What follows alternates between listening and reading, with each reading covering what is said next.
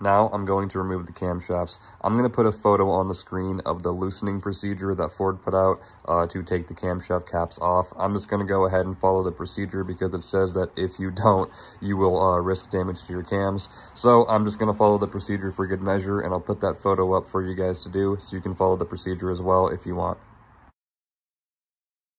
So I got the camshafts out. I'm not going to show you all of the caps, but they all look really good. I don't really see any markings in any of them. They all look fine. Same thing goes for in here. I don't see any markings on anything. I did wipe the oil out of them, but I don't see any markings. Everything looks fine. Nothing looks scarred up or damaged, except for this right here where this is where the vacuum pump goes.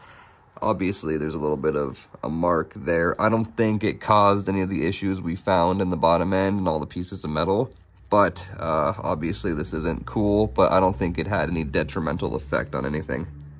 So where the mark is actually where the vacuum pump is. And so as you can see, the mark right there isn't actually even caused from like a camshaft lobe. It's caused by whatever you want to call this piece on the vacuum pump. So it does not appear to be a mark from a lobe on the camshaft. Now it's finally time to take off the cylinder head. Now there is not a loosening procedure like there is for the camshafts. So I'm just going to take them off however I want. The bolts are going to be a T55 Torx, and they're going to be really tight. So make sure you have a breaker bar or at least a long 1/2-inch ratchet in order to get these off. So I have gone ahead and taken the head bolts out, but before I go and remove the head, I am going to take off this water outlet because it's attached to a hose that goes to the block.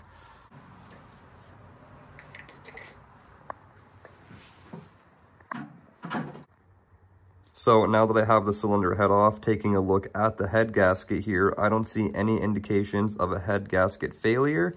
And removing the gasket, same story. I don't see anything going on wrong with the head gasket. But what I do see is a hole in the top of piston number 1, accompanied by a little scratch here on the wall right above where the hole is. Now I can feel this with my finger very slightly with a glove on, but I don't think it's deep enough to cause me any real concerns. But I could be wrong, but I'm hoping it's not that big of a deal. And taking a look at the exhaust valves here on piston number 1, you can see how much darker they are compared to 2, 3, and 4. These are all pretty orange. And then of course up here at number 1, they're obviously not this black, but they're much, much darker.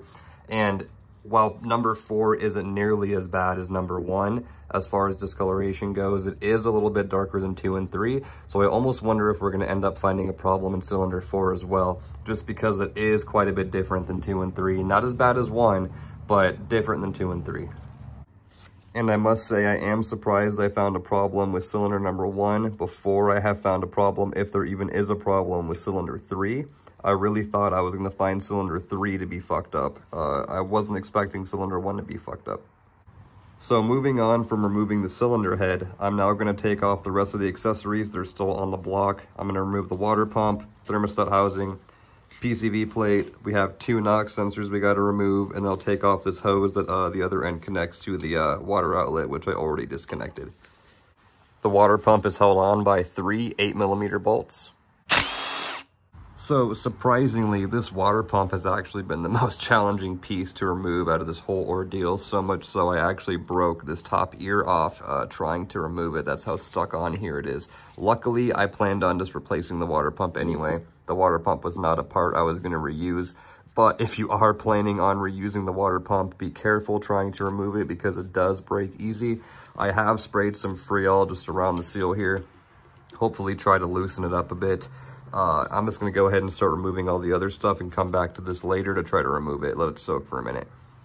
The thermostat housing is also held on by 3 8mm bolts.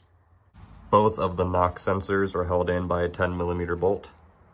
The PCV or baffle plate, whatever you want to call it, is held in by 8 8mm bolts. Then just a clamp on this hose. Letting the Freol sit on the water pump while I removed the rest of the accessories, I think helped because I came back and gave it a wiggle and it came out pretty easy. Now that I have everything removed from the top of the block, I've gone ahead and rotated the engine upside down so I can start removing the bottom end. First thing I'm going to start with is this oil pickup tube right here, which is held on by 2 8mm bolts. So looking into the oil pickup tube here, I can see a couple little chunks of metal in here on the screen, which I'm not surprised about at this point, but there is a little bit of metal up in this pickup tube. Now I'm going to remove the balance shaft. So there's 4 bolts, 2 on each side that hold it together. I do think this is a standard size because I have a 14 on here and I have quite a bit of play. A 13 doesn't fit. I don't have any standard with me, so I can't confirm. So I'm going to try to take it off with this 14 and see what happens. Now that I have the balance shaft out, I'm going to start removing the oil pump here and the chain. The tensioner for the oil pump's held on by an 8mm bolt, and then over here it has this little spring dealio that sits kind of just right behind this bolt right here. Just make sure you scoop it out. So with the tensioner off, you still cannot remove the chain. So what you have to do is remove this 10mm bolt. After you do that, you can remove the gear off the shaft and it will release the tension for the chain. So since this bolt is on a gear, it is going to spin when you try to remove it. So what I'm doing is I'm putting a pry bar here in the groove of the tooth there on the gear, and then pitting it against the oil pump here. I am not reusing this oil pump, so if it gets damaged, I don't care. If you're planning on reusing the oil pump, you might want to find another strategy, but this is what I'm going to use. And then I'm just going to put my impact on there and zap the bolt off. And now that the bolt is loose, I'll just pull it out, and then there goes all the tension, and I can remove both gears and the chain. Now we have the oil pump itself, which is held in by 4 10mm bolts. Now I'm going to start removing the pistons, and taking a more educated look, I can actually see what looks like more damage to the bottom of piston 1 here through the hole. Probably can't pick it up real well. So I'm going to go ahead and start with piston 1, and the caps are held on by 2 E12 bolts. After you take the cap off, apply some pressure here on the bottom of the rod, and it will actually just push through the hole rather easy. Just make sure your hand's down there ready to catch it. And as you can see here, piston number 1 definitely is a little fucked up. Ring lands obviously have failed, but the piston's in pieces. This whole portion's just blown the fuck out.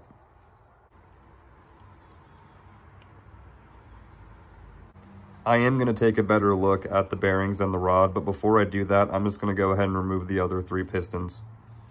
So I took a look at everything, and obviously aside from piston 1, everything else checks out. I was expecting maybe to find something on piston 4, but from what I could tell, unless I'm missing something, I don't see anything going on wrong with piston 4. Moving on from that, I almost have everything out of the block. All I have left is this bridge here that helps keep the crankshaft in place. I have 4 oil squirters, 1 in each cylinder. I of course have the crankshaft, and then I do have the rear main seal. The bridge is 10 15mm bolts. So I have all of the bolts out. However, I was having a hard time getting the seal to break so I could remove it.